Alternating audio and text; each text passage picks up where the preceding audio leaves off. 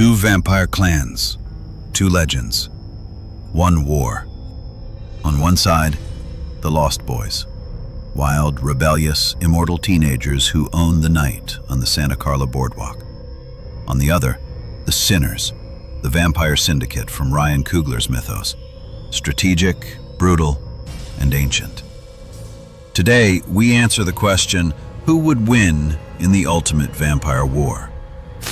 Welcome to Villainology, where we unmask the icons of the sinister screen. First up, let's meet our combatants.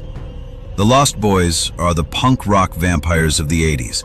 Led by the platinum-haired, leather-clad David, they feed on thrill and chaos. Flying, fighting, seducing. Their lair? An abandoned hotel. Their style?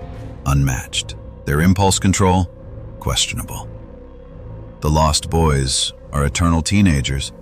They don't follow rules, they burn them. Led by the charismatic and unhinged David, they seduce, fly, fight, and feast, but lack one thing: control. A coastal town crawling with bloodsuckers dressed in leather, drenched in attitude and hungry for thrill. Now enter the Sinners. Ryan Coogler's creation brings us vampires who act like a syndicate.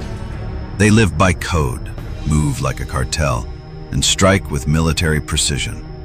They're not just undead, they're organized, mystical, and unstoppable. These are not wild children of the night, they are soldiers of the eternal. Operating like a cartel, they rule through fear, strategy, and blood alchemy.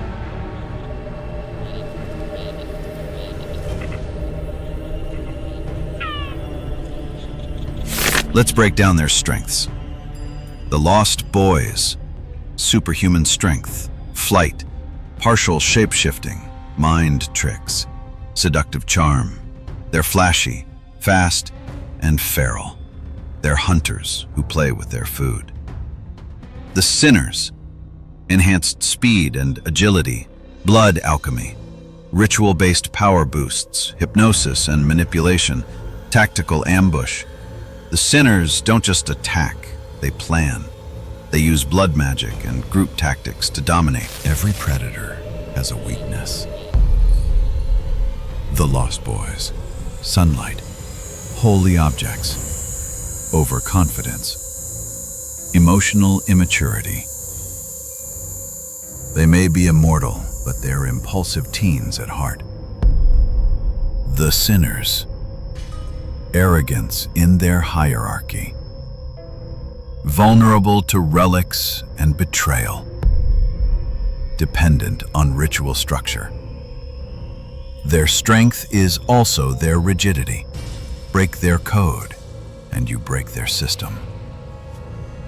Santa Carla: a quiet night on the boardwalk. Then, chaos. The Lost Boys fly in, unleashing carnage.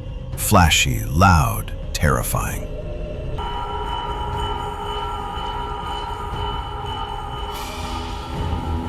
The Sinners respond, but they're not there to brawl.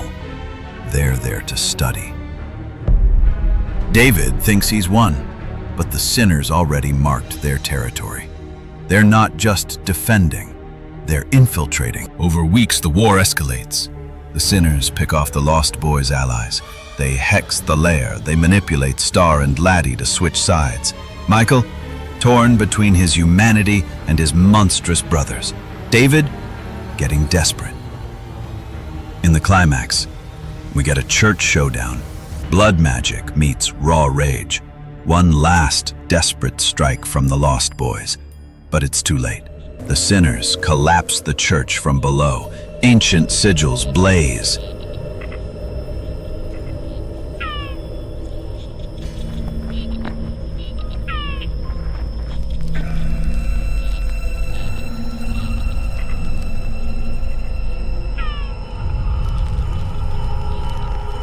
One by one, the Lost Boys fall. So, who wins? In a one-night rampage, the Lost Boys take the crown, but in a war of attrition, manipulation, and empire building, the Sinners win. Every time. The Lost Boys are a firecracker.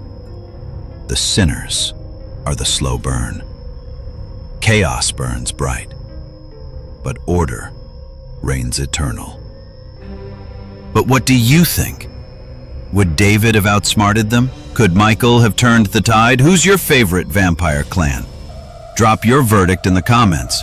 And don't forget to like, subscribe, and join us next time for another deep dive into the dark side of cinema. This is Villainology, unmasking the icons of the sinister screen.